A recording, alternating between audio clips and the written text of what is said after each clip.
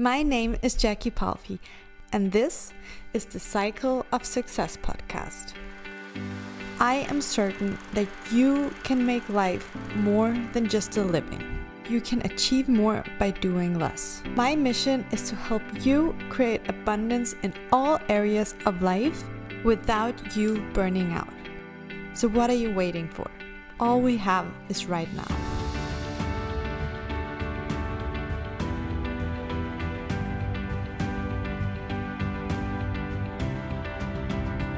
Hello, Pinilla. Hello. So happy to have you here. Thank you for coming on. Today I have Pinilla on here, and very shortly I like to introduce everyone to everyone. And after that, I'll just open it up for you so that you can tell us a little bit about who you are, what you do, and what your story is. So Pinilla, I have known her for 2 years now, 3 years. She's a couple therapist and a life coach. And every day what she is doing is to help individuals as well as couples to gain more love, energy, and happiness in their life and relationship. And her biggest passion is to really help families to create more strong and everlasting relationships so that their children can grow up in a home full of love and ease. And for me, Pinilla is honestly Denmark's love guru. I know that you have set that goal for yourself as well, and for me, you're already there. I have invited Pinilla on here today because I know that a lot of you out there are either in a situation where you already have a child, but you're scared to go after your life purpose because you're scared of losing one or the other, or maybe you are already an entrepreneur who wants to become a mother and you're scared again that you can manage both worlds. And I really believe that Pinilla has some amazing insights to share with us regarding this. So one more time, welcome Pinilla. Tell everyone who you are and what you do. Yeah, thank you so much. I'm delighted to be here. And as you said, I'm a couple therapist and a coach. And for me, actually, that's like the thing I do. I help people with the foundation of the relationship. So you have the ease and the love to work from. So it's not like every day is full of fighting or unease, and you're not feeling that you're doing all the stuff good enough, either being a mom or being an entrepreneur. For me, it's really the base have to be solid before you go out to the world and you become a star. It's really important for me to help people to have ease inside. Yeah. And what do you mean with having a solid home life? What exactly does that mean to you and in a relationship? Yeah, for me, it means that the communication is flowing between you and your partner. So if you have any dreams, you can talk about it. And if there is any unease, that's also easy to talk about. So the solution is nearby, and you're not going the daily life in frustration, because then when you go to work, you're frustrated, and it's really difficult to make a good business if your base is shaking. So that's why it's my life purpose, to help people with this calmness and this balance in their home life, in between those four walls here, and also, as you said, for children to grow up in, because my story is that I didn't grow up in a home full of love, and I grew up in a home with a lot of dreams, but a lot of not doing. And that's why I really feel a strong need to help families out there to learn to communicate, to learn to live from within and then out, so that you also experience the gift that you have in the problems you experienced. Because there's always a gift, there's always knowledge hidden in there. So to dig that out, and then to look ahead, what are your dreams and what would you like to proceed here in life? Beautiful. I love that. And I will ask you in a second to maybe give our listeners out there 1 or 2 tips if they find themselves right now not being able to communicate with their partner, or they just find that every time they try to communicate there is some, explosion happening. But before we get there, would you mind telling us your story? Like, how did you get to where you are? Why do you know so much about this? Yeah. As I said a little bit, the family I grew up in, there was not a lot of love, and there was like this atmosphere that you had to be somebody else to be loved. So when I grew up, I was thinking that I was not good enough, and every time I did something, I was always in doubt. And also it hits me when you talk about, being a mother and being an entrepreneur, and this, it can be difficult to do both things. And for me, it really was. I was really insecure about my motherhood. Actually, after the first 2 years of motherhood, I became really depressed, and had to close everything down, I think for 8 months or something, and I was just not able to do anything. And that was like the new beginning, actually, for me. It was a big crisis back then, also a big conflict inside to have a daughter 2 years and then not be able to be there for her, and have all these dreams and visions about the future and things I wanted to do, and not being able to do anything at all. So actually, my upbringing, today I'm not using a lot of time on that. I have been in therapy for many years. I have been walking around in that story again and again, but it just gave me more. So I was caught up in all the bad things in my life. So actually, I chose to let go and forgive and move on. So today, where I am today, I have learned to manage my mind. So I'm no longer depressed, not even in the winter time. I have been there for many years, going down in the winter time. So my story is that I really fell deep back there. That's like eight years ago. And then I began my travel to go up, to get some more education, to work on my mindset, some more effective, and also to perceive my dreams, because I found out that living a life as an employee, it was not my purpose. I couldn't, live out my dream there. So it was like the struggle of feeling depressed, having dreams, not pursuing them, have a family, trying to do good there, but not feeling okay also. And then I just began to follow my dreams. I began to take more clients in, to go on new courses. And then everything started slowly to get better.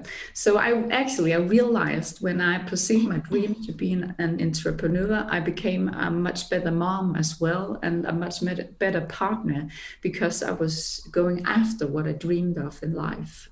And slowly, the past just became smaller and smaller. And today I really feel like it's really a good place.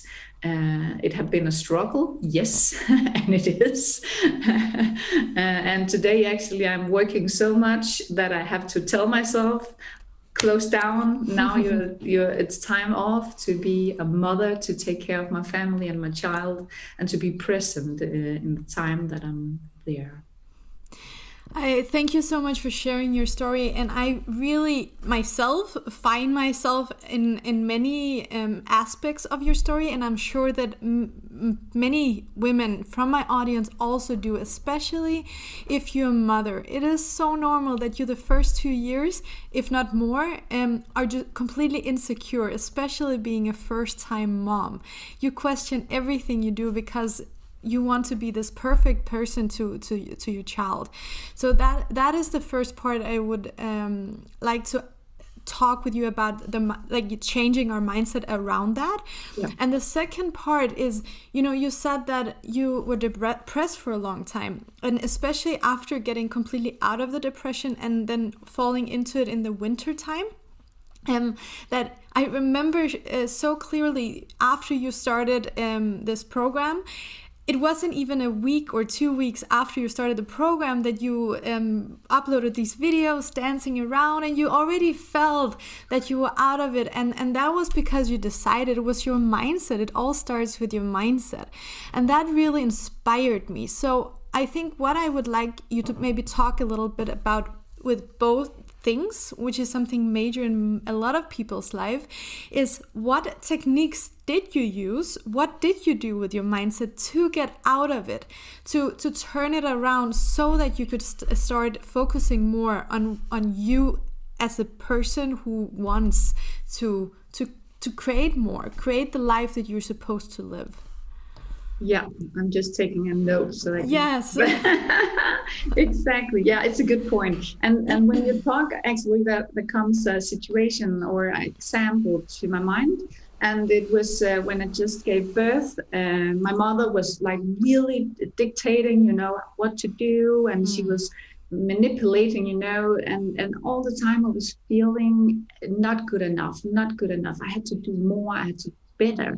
And I remember I was standing in the basement, and had maybe 2 hours of sleep, and I was ironing, the diapers that you put over. So when you have your baby there, or to wipe, and I was ironing everything, and I was just so tired and standing there, and the time, and my baby was crying, and I was just so frustrated. And when I look back, it was, what the fuck was I doing? Standing there, ironing this shit. It doesn't matter. I could just put it in the dryer and maybe they will be like crumbled, but it doesn't matter.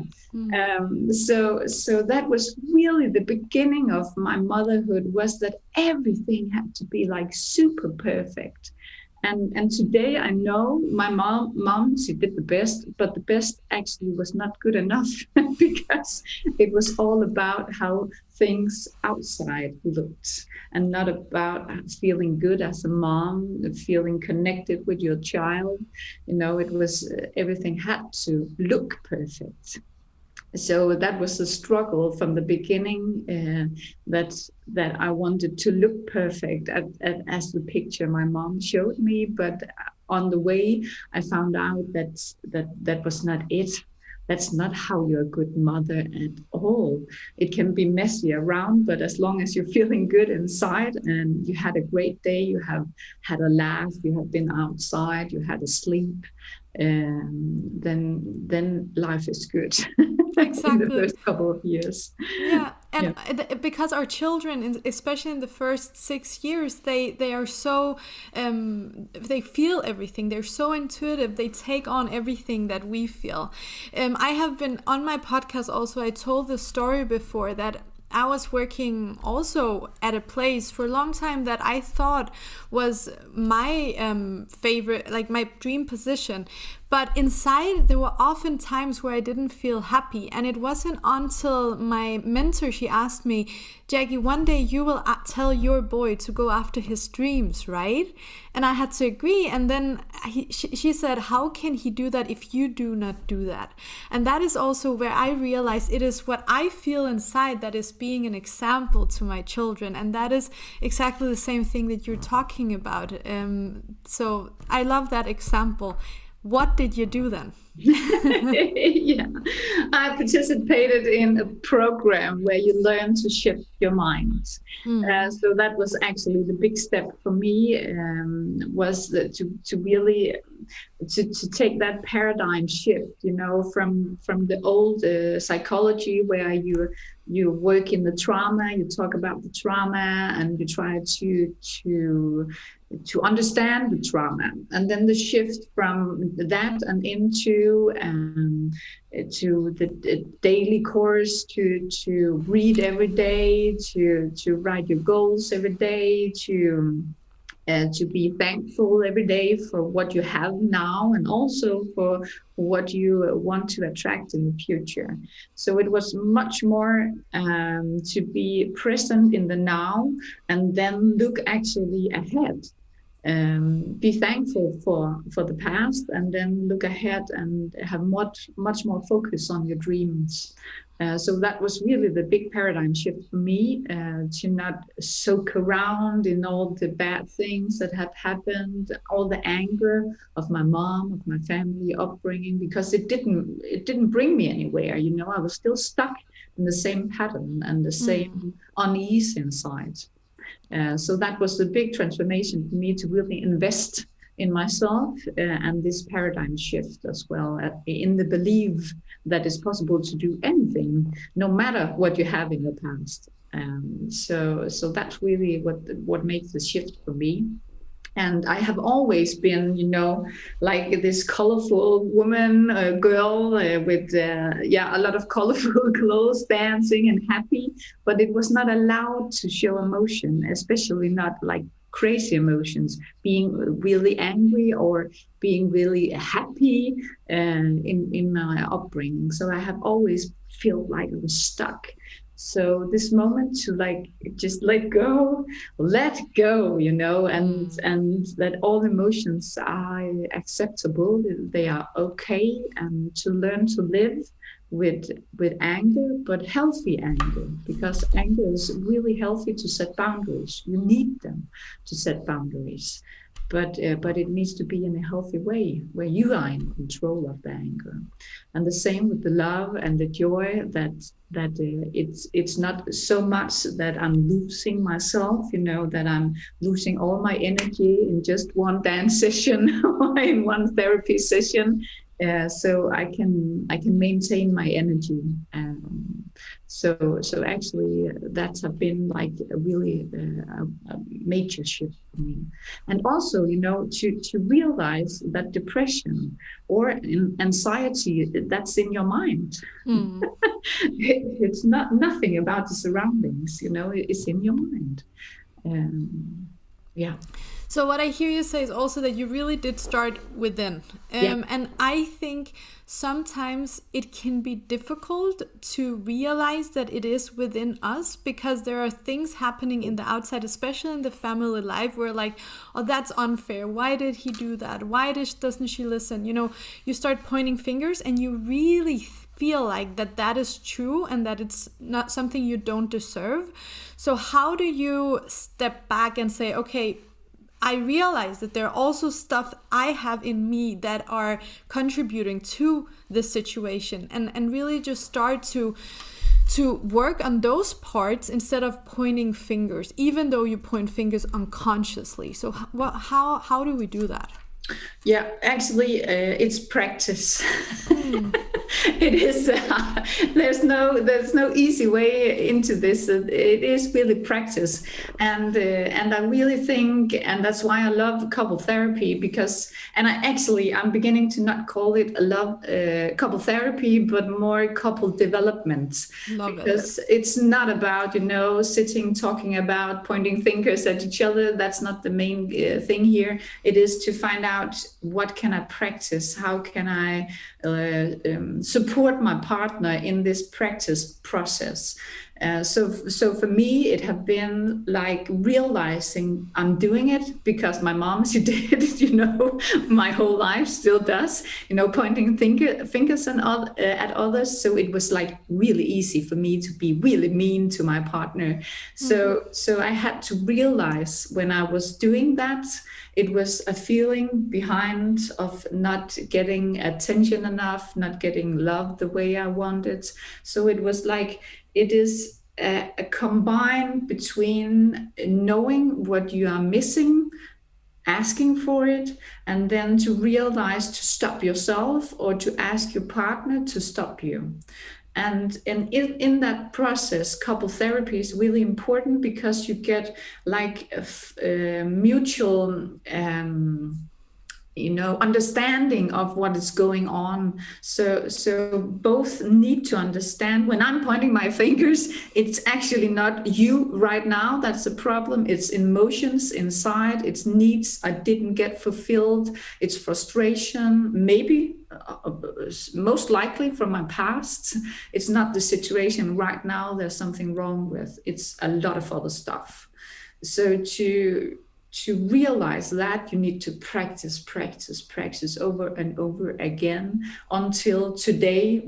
If I do like this at my partner is, excuse me, but what is this really about? And then, the finger is stopping and she, oh yeah, okay, sorry. And the same I could do with my partner if he has like a bad day, or I can look at him and I'm saying, okay, what is really wrong here?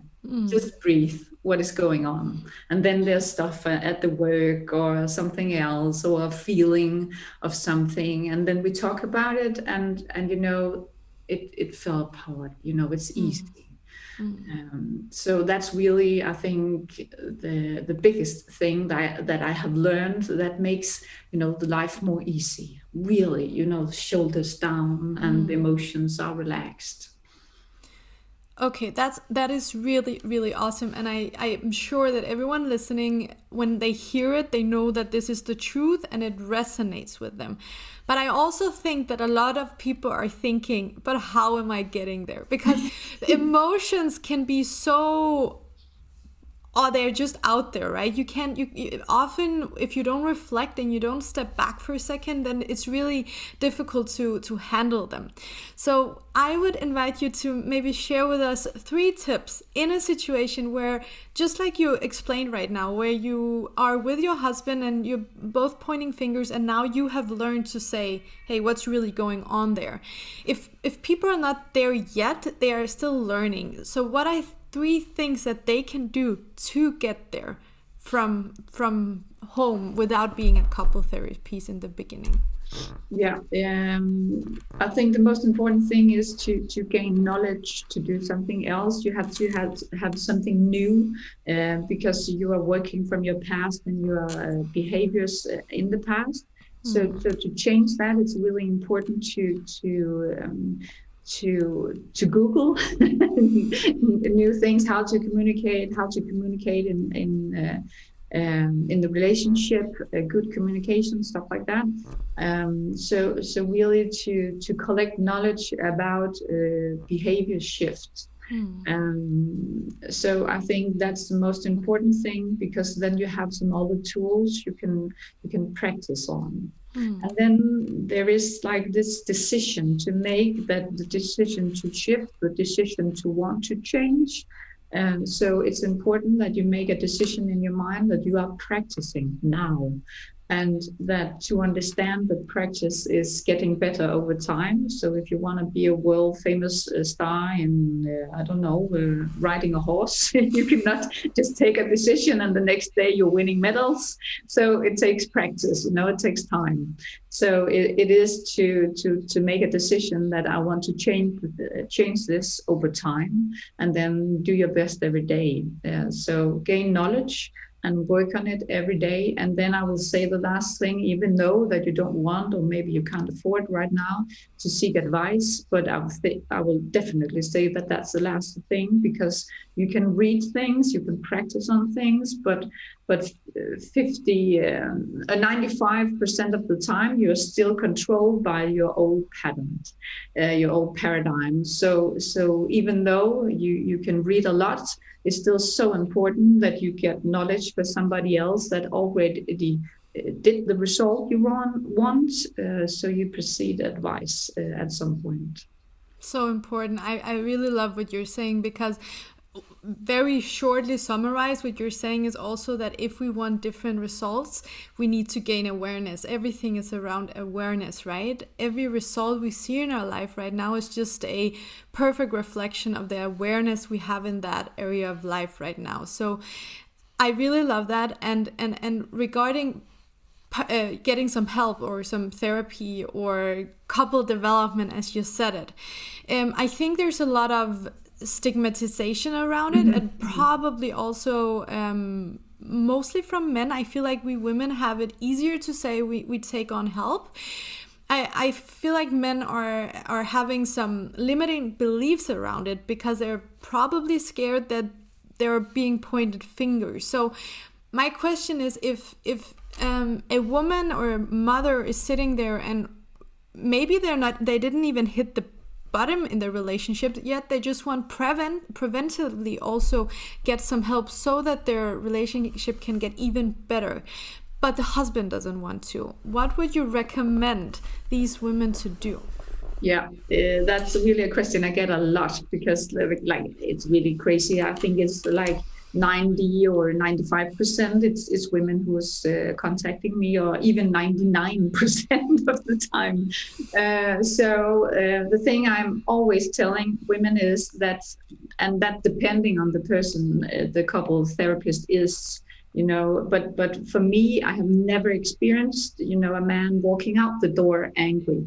Maybe they come in like this, sitting in the chair, and this really, but when we get along, they really realize, oh, wow, I can gain a happy wife out of this. Whoa, I can get, good sex life working again, or we can talk about things, not fighting. And then, okay, and then he realized that it's not that bad.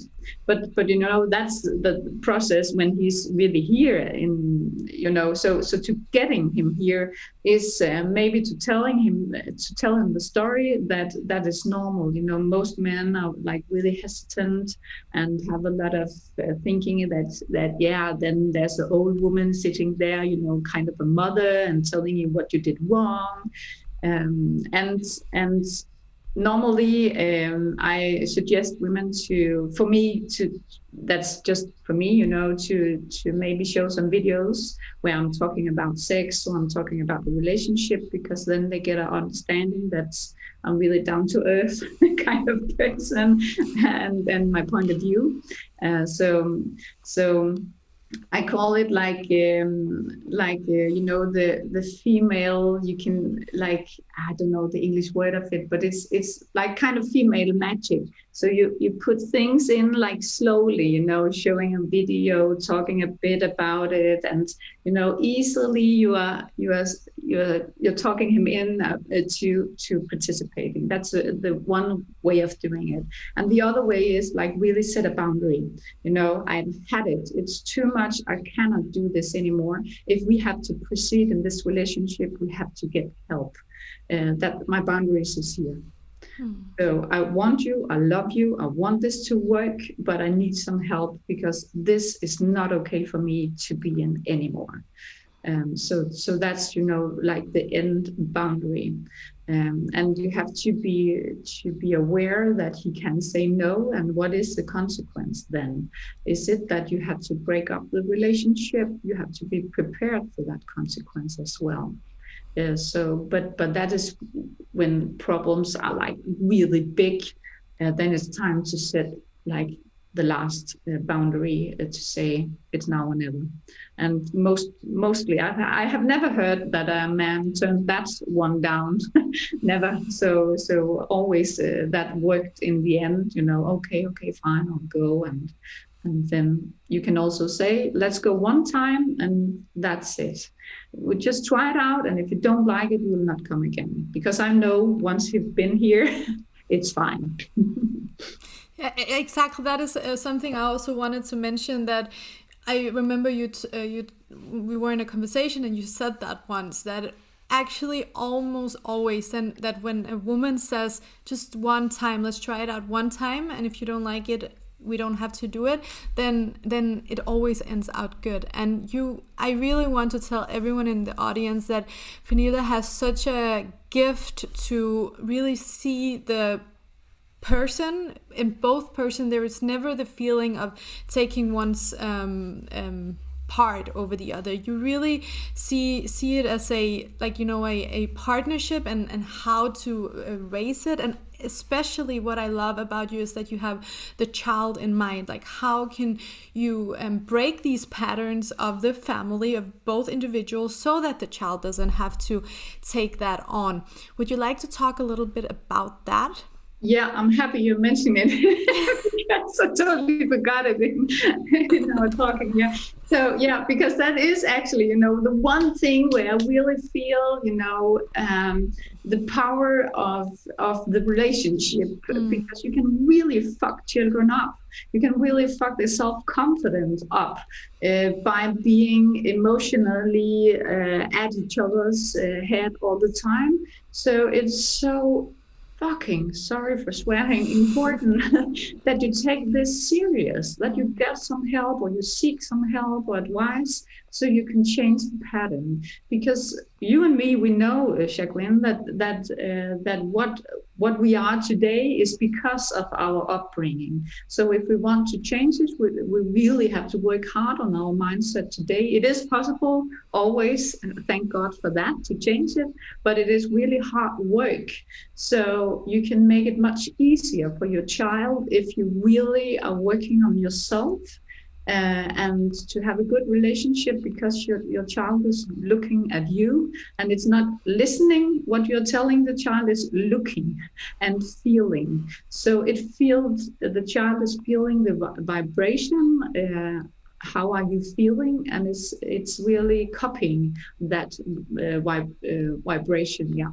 So it's so important that you will realize this. And I had a couple here, I think 2 weeks ago, and for the first time, oh, sorry, my Siri went on. That happens to me all the time as well. Sorry. So I had a new couple 2 weeks ago, and for the first time, and they were telling about the problems, and that it had been going on for like between 5 and 8 years. They have been fighting, and in the point where, one person walks into the room and the other person walks out of the room. So it was like really a big issue. And then I was asking, I wonder how it feels like to be a child in your home. And they were just silent. Fuck. Yeah. They do have children? 2 of them, yeah. Oh. Yeah, and they were really, realizing, shit, that was not a nice family to grow up in. And but it felt like they haven't thought about it. It was just hard on them. It was so hard to be together with a partner that didn't connect with you and didn't have the feelings and stuff like that. But they didn't really realize that was the same for the children as well. So that was really like motivating for them to, wow, yeah, we can really do something that will change both our inner life, our couple's life, but as well our children. Yeah. I really love that aspect, especially what you're saying about like, if it's difficult to find the motivation just for the 2 of you, then find the motivation for your child. That is your responsibility to give the beliefs and the vision of life that you'd love your child to have, and not them just to copy something that is an autopilot of yours. Yeah. I'm interested in knowing, how do you see it in your family, and especially on your daughter, the change that has happened for you? You said that the first 2 years you didn't feel like you were able to be there for your daughter as you wanted to. You had a lot of guilt. Until now, like, what change do you see both with your daughter but also with your husband? Yeah. Actually, in my daughter's upbringing, there was a lot of conflicts as well, because she was really sensitive, of course, because I was really sensitive. So if there was strong emotions, even in the daycare, if there was some problems there between the adults over there, she was crying and she don't want to go. So she's really like sensitive. So for me, it had been a lot of struggling also with guilt, I really have to learn to let it go, to actually to forgive the side of me that couldn't take good care of her, or good enough in my point of view, care of her, because my husband, of course, he helped out as much as he could. So the shift there was to forgive myself, to let it go. And also children, they can be, a bit manipulating, actually, not by purpose, but just so they can make you feel so damn guilty, so we will do extra and too much good. So in that process, I forgave myself, and I tried many years to find the balance. And I really feel like I have been there for a couple of years now, where I can set, the boundaries and not feeling guilty anymore, but saying stop, to candy, or to go places, or to say yes to things, or to being up late, or whatever it can be, really set a healthy boundary. And then also I see now that when my daughter, she's 10 years old now, when she has like conflict in school or with her friends, or her mind is so developed, because she sees that when we have problem, and my husband and I, we talk about things, or we discuss things, point of views, we discuss that open in the home, not discussing, but actually talking about point of views. And it's easy, in a calm tone of voice. So now it's so easy to sit down with her and to listen. Oh, you experience this. Can you see it from that point of view? Maybe it's this that is wrong. Maybe actually they had a bad day. It's nothing to do with you. And she's like really understanding. So now I realize when I've worked so hard on myself, it's affecting her in a real good way. So for her, it's more easy when she's in conflict to understand the situation, to find a solution, and then let it go. I really, really admire and love that. And that is such a perfect picture of how we reflect on our children. Because I have talked with a lot of people who have experienced these things, that they sit down with a child and try to explain them these techniques that we also know about, being mindful and working with inside. But then in the home, the parents are not actually practicing it. So the children we can tell them all about it, but they don't really understand. It is the difference of knowing about it and actually knowing it and practicing it. Mm. And I love that you bring that up, and as an example that you really see the own work that you've done in your mindset, that you can see that clearly on your daughter. I saw on your Instagram that she's also a little bit into meditation, and you guys have found a specific app or something. How is that for her? Like, is that something that you guys can be on a journey of together? Yeah, and for me, it's important to also to say that now we are only talking about the good side, and I really also want to focus on that in life, because that's where we grow. But of course we have bad days. Of course we have discussions. Of course they're slamming with the doors here because she's 10, and her emotion can go like this. So, but in the main focus is always to calm the situation down, to accept when not bad emotions, but when noisy emotions is coming, you find a solution, even though that they're there, to accept them. Mm-hmm. And yeah, exactly. We are doing a lot of meditations because she had for all her life difficulty to fall asleep. That's actually something you can experience when you had like traumatizing experience, then to switch from one part to another part, to falling asleep and maybe feeling alone, that can trigger that. So we have really used a lot of time to make a bedtime a nice atmosphere, and we have used children's meditation to calm her down and to give her massage. Also, we do a lot on her feet and on her back. So we really make, instead of fighting about getting her to sleep, we have been like, how can we love her so much that she's really full of love before she falls asleep, and it's a great time. I love that. So, but in Denmark, there is like this woman who makes fantastic meditations for children. And I know there's a lot on the internet as well, on YouTube. And also we bought a book. It's called, it's like Journal Body. So it's a book about mindset, but made for children. So we talk about it. We color pages. There are small stories to read. And we're doing everything in her, motivation. When she's motivated, we bring it in.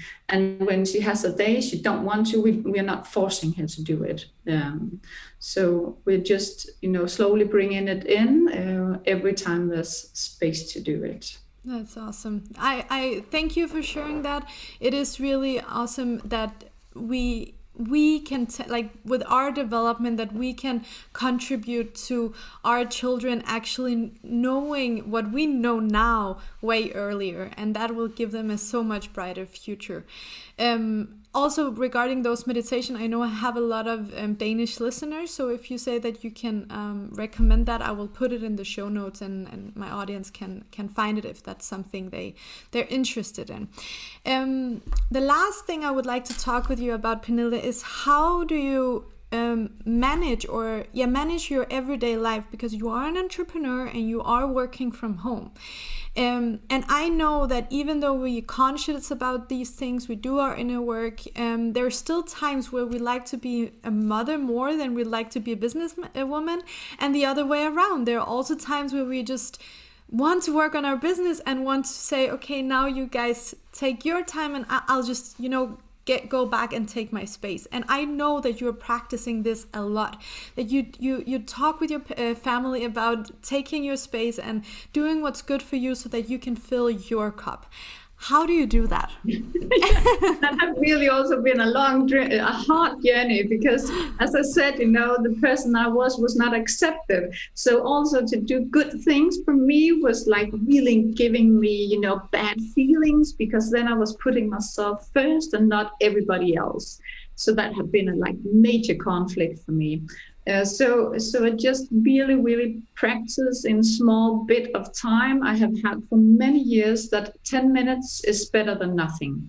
So when I do stuff, when I go out for a walk, when I go to the fitness center, when I go to read a book or whatever, I just tell myself 10 minutes, it's better than nothing.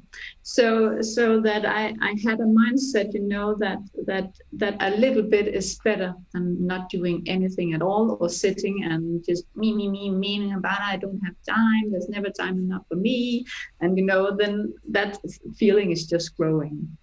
And today, actually, my husband just said to me yesterday that, wow, Pinilla, you really changed, the past period here, because today I have booked weekly massages with a massage therapist. So going like half an hour, 5 minutes away from where I'm living to get my weekly massage. I do my nails and I go as much as possible to the fitness center. That's something I'm still working on.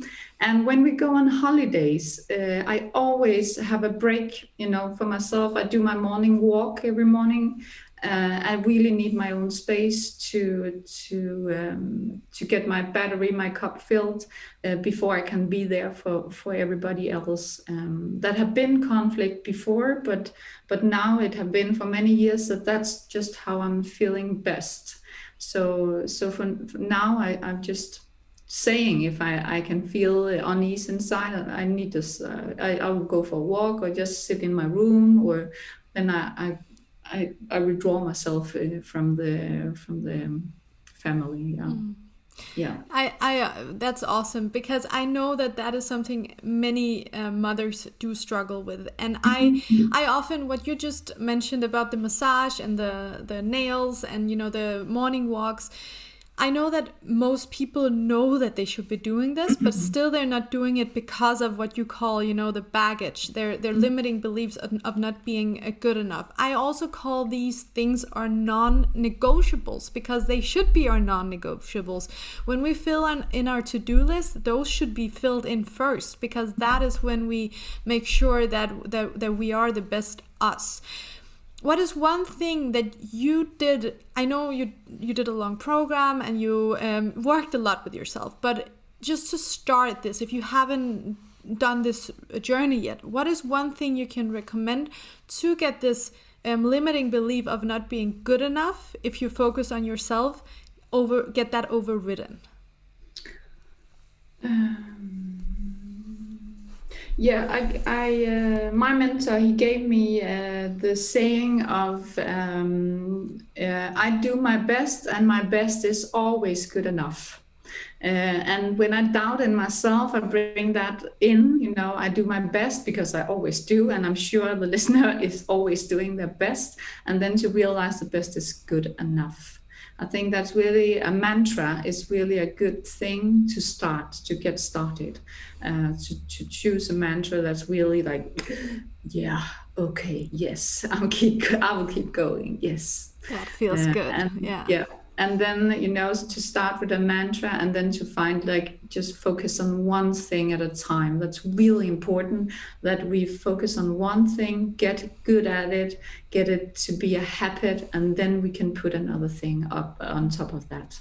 But it's really to start easy, slow, so you succeed. So you feel like, wow, I can really manage this. Now I can progress. I can do another thing.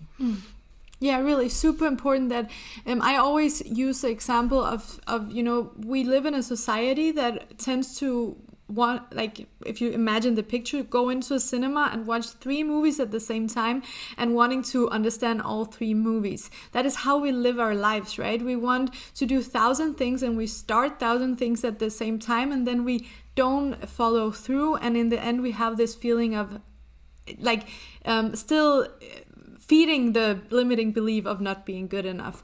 So I love your suggestion of just starting one thing. What is one thing that really fills your cup, and make that be a habit? And I actually also want to underline this other mantra that you said, 10 minutes is better than nothing. I think that is something that people could really implement as well, and just get started with that. Yeah. Awesome. I think you have given us so many gold nuggets, and I cannot wait to look and listen through the whole episode again, because even I always learn something from you. I always end my podcast with asking my guests the same question, and I would like to ask you the same as well. So imagine, Pinilla, that something has happened, and everything you've ever written, every program you've ever done, any blog thing that you've ever written, anything you've ever done was erased. And you now get a piece of paper and a pen where you can write down something that you would like to pass on to the people, to the world, once you're not here anymore. What would that be? Something with love. Yeah, I think it is to really connect with the inner love, because we all put here on earth for some reason, and it is when you connect with that inner love, you will find your purpose, you will find the solution for your family and for your life. So I really think it is to connect with your inner love. My mentor, Mary Moore, she always says you can't have it all. You can't have resentment and love at the same time. It just doesn't go together. It's not on the same vibration. So why not choose love? Thank you so much, Pinilla. Yeah, thank you for being here. If people would like to connect with you, I will put your information in my show notes. So is it on Instagram? Is it per email? What's the easiest to connect with you?